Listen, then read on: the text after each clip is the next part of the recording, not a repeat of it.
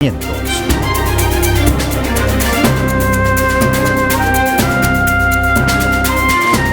profundizamos en una entrevista en vivo. Son las 19:18. A esta hora nos acompaña ya el analista y consultor político Jacobo García. Con él vamos a hacer un análisis sobre la coyuntura política del país. Jacobo, muy buenas noches. Gracias por acompañarnos esta noche. Pues yo quisiera iniciar con un tuit publicado en estos días que pude leer de su parte, en el que usted asevera que la política en Ecuador es una auténtica porquería. ¿Qué es lo que le ha llevado a usted a tener estas conclusiones o a sacar estas conclusiones? Bienvenido. No sé si estamos con el micrófono, sí, Jacobo. A ver. Hola. Ahí te escuchamos, sí. Disculpen. Buenas noches, muchas gracias por la invitación, encantado de estar aquí como siempre con ustedes. Bueno, yo digo que es una porquería porque realmente tengo la sensación, y no por ahora, ni siquiera por los últimos 4 o 5 años, tengo la sensación de que las élites políticas y los partidos no tienen no solo la madurez, no tienen el interés, no tienen los valores necesarios para ser los actores que realmente sacan adelante, políticamente hablando, al país. Sea la gobernatura que sea, ¿no? Gobierne Lasso, gobierne Nebot. Y aquí también creo que Lasso tiene mucha parte de culpa, muchísima. Pero bueno, ¿qué quiero decir con que es un asco? Con que no hay posibilidad de pactos, la palabra no vale nada, y finalmente todos viven para desterrar al otro. Entonces, la pregunta que yo me hago es, si hoy en día ninguna fuerza tiene una mayoría, vamos a decirlo así, ¿no?, arrasadora, ¿cómo vamos a convivir si no quieren sentarse, formar pactos de gobernabilidad? Y lo peor, y cierro esta idea, si no quieren ponerse de acuerdo para objetivos tan sencillos como la salud, la educación, la seguridad. Es decir, en lugar de ver eso, lo que vemos son peleas, destituciones, juicios políticos, corrupción, y la gente lo está pasando. Entonces, yo lo que digo es, luego no se sorprendan cuando vean sorpresas en las urnas, porque es la consecuencia de esta desconexión entre las élites políticas y los problemas de los ciudadanos. Ahora, Jacobo, nos preguntamos quizás si este es un problema de Ecuador, de la política ecuatoriana, es un problema de la política latinoamericana. ¿Qué está pasando con la política en el mundo? Mira, sí, vamos a ser justos. Vivimos una crisis de la democracia global. Desde hace años vivimos, recuerden, ¿no? Claro, luego vino la pandemia, pero antes de eso, movilizaciones en Chile, en Ecuador, en Hong Kong, en Barcelona. Es decir, vivimos una época confusa, líquida, complicada, donde las viejas instituciones políticas, ¿verdad? Es decir, los partidos, la asamblea, ya no logran canalizar, no logran representar, no logran tener legitimidad frente a los ciudadanos. Entonces, sí, es verdad, hay que ser justo, es un problema mundial, globalizado, pero, mi estimada, yo creo que el problema aquí se agudiza más porque llevamos décadas, tenemos una cultura política y tenemos unos partidos que finalmente contribuyen a esto. Es decir, veamos la discusión que hay hoy en día, ¿no?, sobre las elecciones locales, y no hay, o sea, no hay discusión. Es decir, la discusión es narcos sí, narcos no, impedir que participe Juan o Pepito, y poco más. Y las encuestas, ¿no?, que esto les encanta. Es decir, en lugar de hablar de los problemas de la gente, las encuestas. Y ustedes saben, mis queridos azuayos, que allí, en esa linda tierra, un mes antes, pasó lo que las encuestas no vieron antes, como es normal. Pedro Palacios para la alcaldía de Cuenca y Yacu Pérez para la prefectura. ¿Por qué? Porque se conectaron con el sentir de la gente. Entonces, siento que caemos en el mismo problema año tras año, elección tras elección, y yo no entiendo cómo luego se sorprenden. Ahora profundizaremos quizás un poquito más adelante el tema este de las encuestas, Claro. que es importante porque además empiezan ya a circular. A mí en estos últimos días me han llegado ya como 4 o 5 encuestas sin ficha técnica, sin otros detalles, y cada una tiene diferencias importantes en quién estaría obteniendo a este momento el mayor número de votos. Pero nos preguntamos también aquí, ¿de quién nomás es la responsabilidad de esta crisis política que vivimos? ¿Hay una responsabilidad de las organizaciones políticas, de los movimientos? ¿Hay una ausencia de formación política? Los nuevos militantes no están formados políticamente. Entramos en ese debate de si es de izquierda, de si es de derecha, o las ideologías en este momento no importan, y lo que importa ahorita es ser prácticos para poder sacar, en este caso al Ecuador, de la crisis en la que se encuentra, de las distintas crisis en las que se encuentra por ahí el Código de la Democracia. Y esto es importante porque estamos próximos a enfrentar un proceso electoral, y discutíamos hace algunos días precisamente cómo les diferenciamos a los candidatos. ¿Quién es quién? Si un día están con la izquierda radical, otro día están con la derecha radical. ¿Qué está pasando aquí? Bueno, yo creo que es el reflejo, ¿no? O es el síntoma, si quieres, de la enfermedad. Es decir, ¿por qué hay tantos... Mira, que haya tantos candidatos es discutible, porque depende del sistema político y del sistema electoral. Podemos encontrar sitios donde hay incluso más candidatos. Creo que el problema no es tanto esto. El problema es que hay muchos candidatos, pero en partidos políticos que no existen, que son pura mercantilización o puras franquicias que se alquilan, se venden, y por lo tanto lo que estamos viendo es una mercantilización de la política tremenda, donde yo creo que el problema no es tanto el número, sino el tipo de candidatos, es decir, gente que entra por ahí, vayan ustedes a saber cómo, ¿verdad? Porque democracia interna en los partidos de Ecuador no existe. Entonces, el problema es este, como usted señala, que al final viene la campaña y claro, el ciudadano tiene que ver, elegir, comparar, y ve a 16 personas, a 12 o a 14, la gran mayoría ni sabe quiénes son, y al final se irá decantando por alguna opción dependiendo de sus valores. Aquí lo conecto con lo primero, ¿no? Que usted preguntó, el tema de la ideología y demás. Este es otro problema para mí. Es decir, a ver, sin ser muy ortodoxo, ¿no? Ni muy radical, el problema de Ecuador, no de ahora, de los últimos 30 o 40 años, es que no ha habido anclajes fuertes, partidarios e ideológicos entre la ciudadanía y los políticos. ¿Qué quiere decir esto? Que no hay un vínculo programático ideológico, sino vínculos personalistas, características personales, deseo de cambio.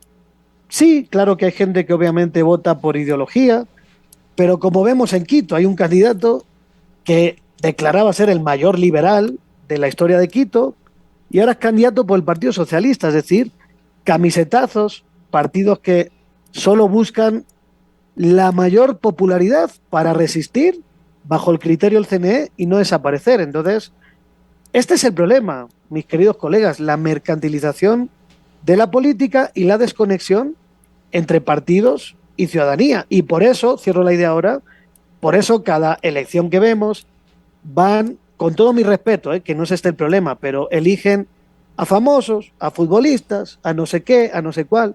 ¿Por qué? Porque no tienen cuadros, porque no han dedicado tiempo a la formación y van hacia las figuras conocidas a ver si por ahí sobreviven. Entonces, si no cambiamos esto, mis queridos amigos y amigas, todo va a seguir igual. Da igual quién gane, en lo nacional, en lo local, nada va a cambiar, queridos amigos. Ahora, Jacobo, ¿estos cambios de dónde vienen o por dónde deben venir? Tenemos un Código de la Democracia que de alguna manera favorece esta dispersión y este número alto de candidaturas. Aquí en Cuenca tenemos por el momento 9 candidatos.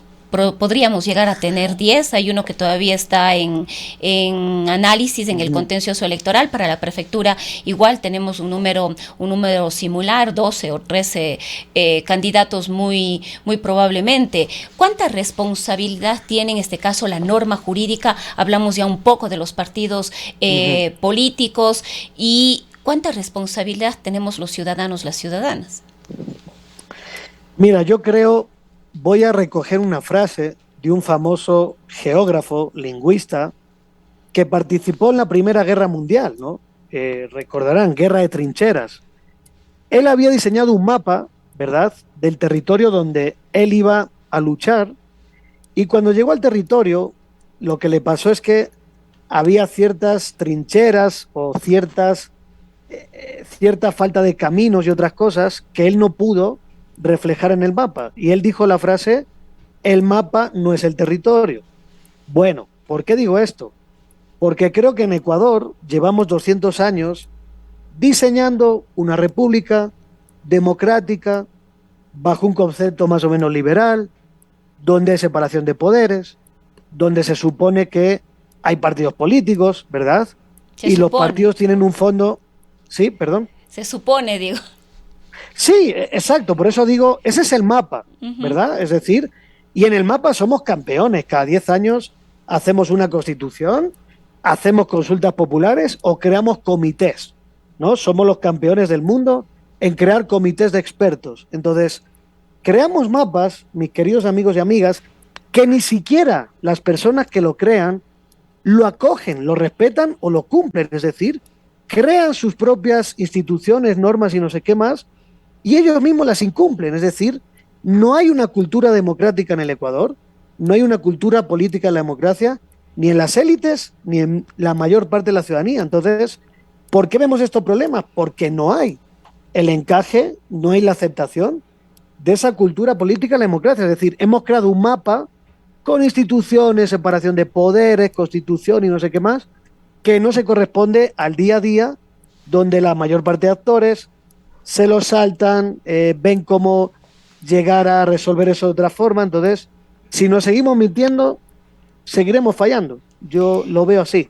Ahora, Jacobo, un poco hablamos de el proceso electoral en el marco de las seccionales, gobiernos autónomos descentralizados, pero vamos también muy probablemente a tener 2 consultas populares. Es importante también hacer una lectura de cómo se han venido utilizando estas consultas populares en los últimos años y sobre todo cuál es la finalidad de esta, cuando ya ha habido un primer dictamen de la Corte Constitucional sobre quizás las 2 preguntas fuertes o poderosas de esta consulta que quería plantear el gobierno, una que tiene que ver con el Consejo de Participación Ciudadana y la otra en esta situación gravísima de inseguridad que está el país, esta propuesta de que las Fuerzas Armadas pasen a apoyar el trabajo de la policía.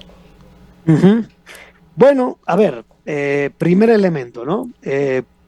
Si las formas de participación ciudadana están incluidas en la Constitución y esto a priori fortalece, ¿verdad?, el derecho de la gente a decidir, a participar, yo siempre lo voy a aplaudir, sea un gobierno, sea otro, en una circunstancia o en otra, ¿verdad? Pero lo que creo que está pasando en Ecuador, como nos pasa siempre con todas las cosas, es que creamos consultas populares cuyo fin no es la participación del pueblo. El fin es tratar de marcar agenda, cooptar poderes, eliminar a nuestros contrarios bajo una fórmula más amable, ¿verdad? Nunca lo van a decir así, pero una fórmula más amable en la pregunta, o meten estas preguntas gancho, ¿verdad?, donde tratan de extender el ánimo del sí, de que todos voten sí. Y cuando eso sucede, y ojo, que no estoy diciendo que sea un tema de Lasso, esto es un tema de Lasso, de Moreno, de Correa, o sea, acordémonos, por Dios, esa primera gran consulta popular de Correa, metiendo toros, metiendo la mano en la justicia. Entonces, ¿qué quiero decir? Para mí, de nuevo, es el mismo problema. Es decir, hay unas élites y actores políticos que no asumen, no acogen los valores, las normas del propio marco que regula su actuación, y en lugar de eso lo que hacen es la típica sapada o viveza criolla, es decir, con esto voy a tratar de saltarme esto, porque aquí no tengo el poder, tengo oposición, y a ver si así, Guillermo O'Donnell, un gran politólogo argentino, lo llamaba democracias plebiscitarias, es decir, ya se olvidan de la separación de poderes, se olvidan del control de la Corte, aunque en Ecuador sí tiene que pasar por ahí, pero a lo que voy es a que finalmente resumen la democracia en plebiscito de líder o gobierno y ciudadanía. que no debería estar mal, pero el problema es que lo usan justamente para saltarse toda la institucionalidad y separación de poderes que debería fortalecerse. Entonces, repito, el mapa no es el territorio, hemos creado aquí unas repúblicas y unos mapas que no reflejan, a mi modo de ver, la realidad de la gente, la cultura, el día a día en el territorio. Ahora, Jacobo, hablando de esta consulta popular que está proponiendo el gobierno nacional, ¿no es inoportuna, quizás es un riesgo para el presidente de la República, considerando ese bajísimo nivel de aceptación que tiene? Y no solo el gobierno nacional, no solo el presidente, hablamos de niveles bajísimos de confianza y de aceptación de todas las instituciones, de la justicia, de la Asamblea Nacional, de inclusive otras instituciones que en su momento tenían un apoyo mayoritario y confianza casi absoluta, como la Iglesia y las universidades, por ejemplo.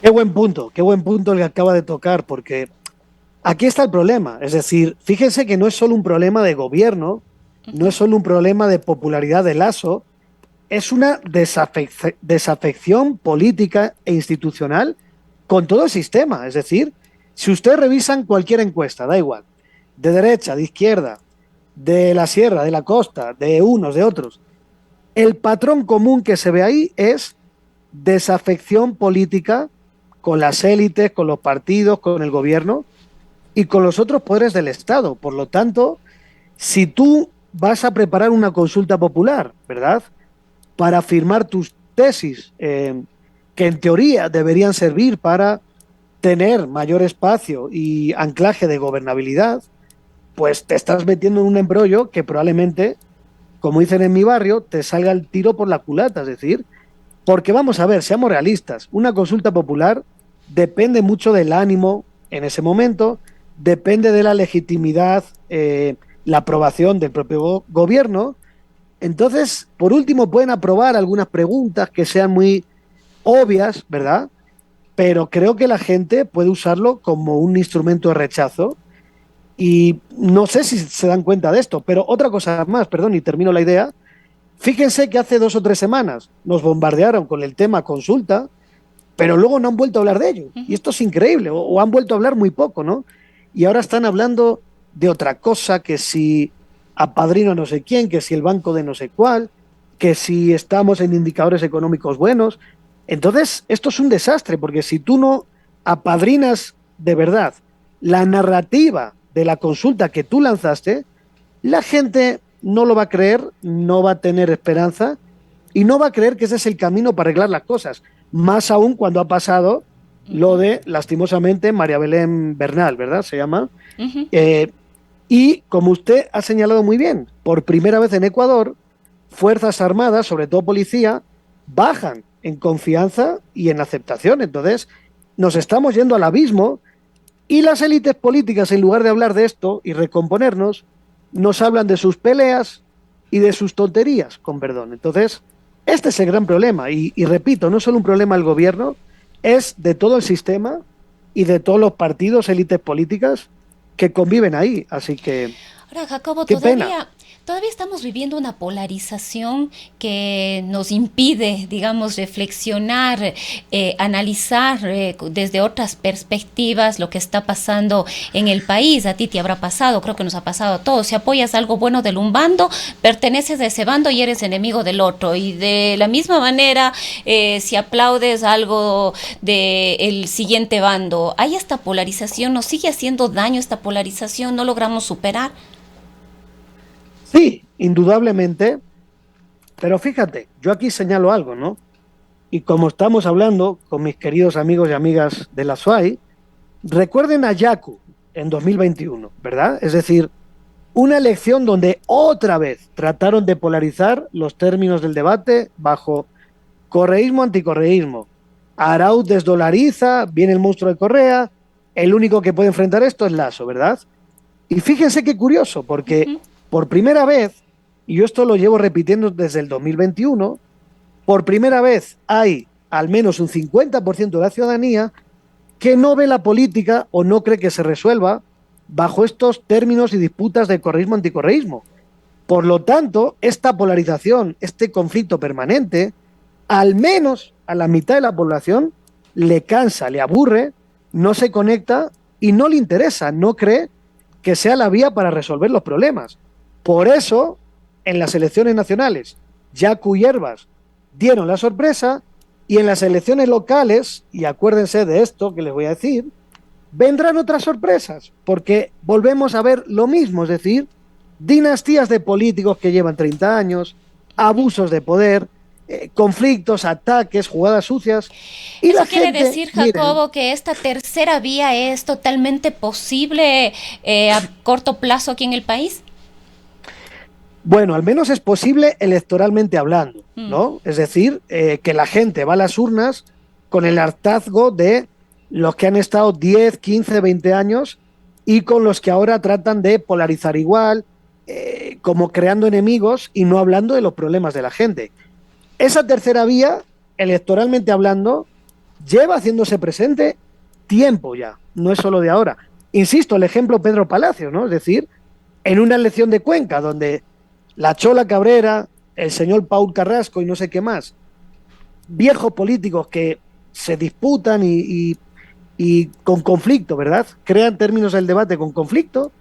Viene un señor empresario que no es político, que con el 4% termina ganando con el 27 o 28%. Es decir, la tercera línea está, mi estimada. El problema es que no se consolida, porque después de los resultados electorales no hay contenido, no hay estructura, no hay partido, no hay ideología que una estas sorpresas que vemos en diferentes territorios, porque no fue única la de Cuenca, y podemos hablar de muchas más sorpresas, pero no hay la articulación. Por lo tanto, esto se difumina y volvemos a unas elecciones, que son las que vienen ahora, con lo mismo. Y yo, de verdad, es que ya no sé si reír o llorar. O sea, la misma gente que perdió en 2019 no se da cuenta ahora que está cometiendo los mismos errores. Es decir, a la gente no le interesa la guerra de encuestas ni los conflictos que ellos crean. La gente está tratando de sobrevivir, no ha decidido la mayor parte del voto y ya irá conectándose. Entonces, hay una desconexión tremenda, mi querida amiga. Entonces,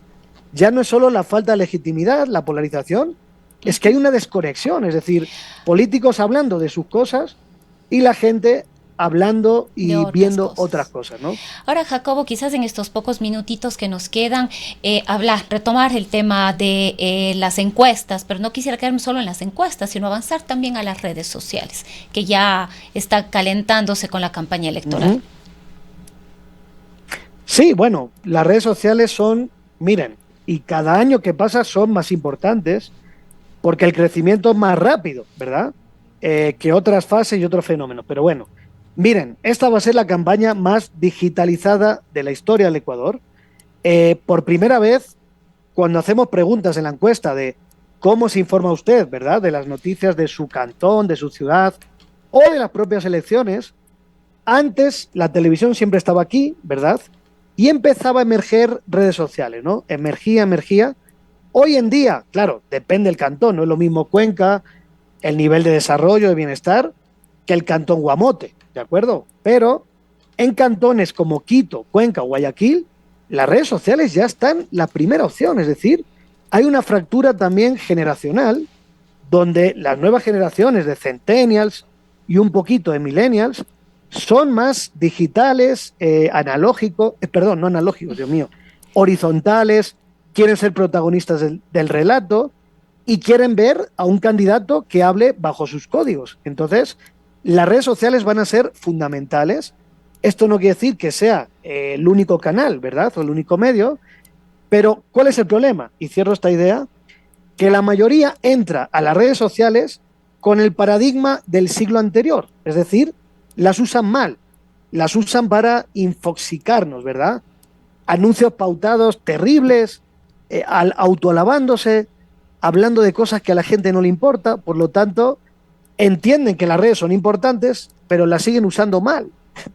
Por lo tanto, sigue esta desconexión y sí te diría que los candidatos que entiendan el momento en su propio cantón, ¿no?, que todo varía, que entiendan lo que tienen que representar y que usen esos canales Jacobo, yo para conectarse con jóvenes. Aquí tengo yo una duda también, ¿no? O sea, la brecha digital es profunda todavía aquí en nuestro país, y si nos ponemos a ver el número de personas que están en las redes sociales, que están en Facebook, que están en Twitter, quizás ahora los más jóvenes en TikTok e Instagram, sin embargo, sigue siendo un porcentaje mínimo de la población. O sea, no, la mayoría de la población no está en redes sociales. ¿Cuánto influye realmente las redes sociales en una elección, en un voto popular? Depende dónde. Ojo, depende dónde, ¿no? Aquí Es verdad. O Cuenca es otra historia, ¿no? Claro, totalmente. Sí, yo ahí tengo que matizar que depende dónde, ¿verdad?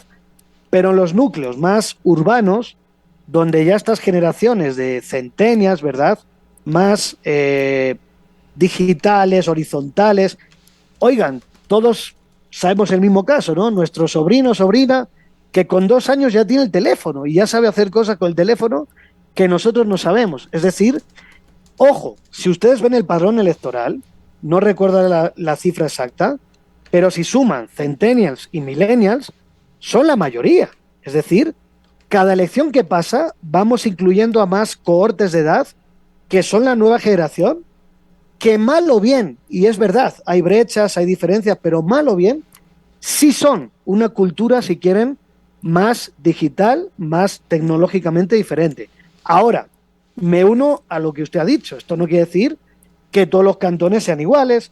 En la Amazonía es diferente, en otros cantones más profundos de la SUAY es diferente, y por eso les pongo el ejemplo, Yaku. Es decir, Yaku sí, claro que usó redes, pero Yaku no se puede entender sin la estructura y sin ese influjo y movimiento del movimiento indígena, que además de redes, porque sí se ha modernizado todo, obviamente es esa estructura disciplinada, ¿verdad?, donde toman decisiones colectivas y finalmente el territorio va alineado a lo que deciden. Conclusión, miren, más allá de las redes o no, multiformato, multipantalla y multicanal, es decir, hay que aprovechar la televisión para unos segmentos, las redes sociales para otros y otro tipo de canales para otros, pero el problema, mi querida amiga, es que van a las redes sociales y en lugar de usar el concepto, el paradigma del siglo XXI, van como si fuera el siglo XX, como si estuvieran en un plató de televisión y todo el mundo estuviera escuchándolos. Les voy a decir una cosa, hay más de 60.000 candidatos para estas elecciones, mis queridos amigos y amigas, más de 60.000, que van a pautar, que van a hablar en redes. Entonces, si creen que dando un mensaje político tradicional, ¿verdad?, de político a ciudadano, les va a ir bien, creo que no han entendido los cambios de las últimas décadas. Y luego vienen las sorpresas que vienen, y vendrán otras sorpresas en 2023, estoy segurísimo. Cerremos con el tema de las encuestas. Una última lectura, como decía hace un momento, ya están circulando encuestas a través de WhatsApp, llegan ya varias mediciones de algunos candidatos. Sí, mira, esto es, a ver, vamos a decirlo así, a ver, es verdad que esto no ocurre solo en Ecuador, ¿eh? Esto ocurre en todo el mundo. Esto se trata de tratar de manipular a la opinión pública por varios caminos. Es decir, un camino es, yo voy el primero, esto está ganado, por lo tanto, súmate al efecto ganador, ¿no? Es decir, a la moda y ya está. Como la gente no tiene vínculos muy fuertes en sentido partidario o ideológico, es verdad que influyen estas mareas de emociones, de sensaciones de el caballo ganador. Pero también les digo que estamos a 4 meses y hablar ahora de caballos ganadores cuando el 60% de la gente no está conectada a esto es una estupidez. Es decir, hasta eso lo usan mal, ¿verdad? Pero bueno, lo usan para eso, lo usan para decir que los poco conocidos van aumentando un conocimiento.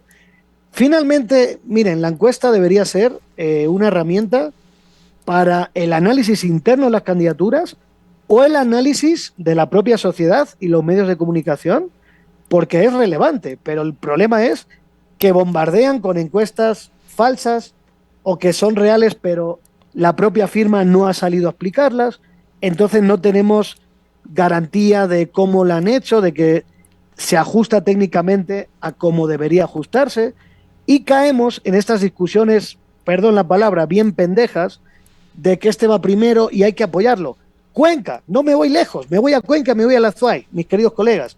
Cuenca, el primero iba Jefferson Pérez, y luego la Chola Cabrera, y luego no sé qué, Paul Carrasco, y ganó el que tenía el 4% 3 semanas antes de las elecciones.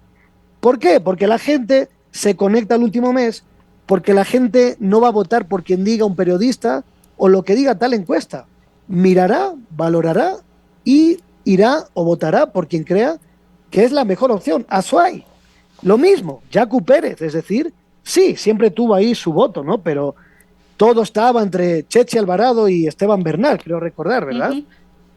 Todo estaba así, yo recuerdo hasta un mes antes, luego vinieron los ataques, los problemas, y el señor que hizo su campaña fresca y habló con la gente, ganó. Es decir, yo les diría, queridos ciudadanos, no caigan, no formen parte de esta guerra de encuestas.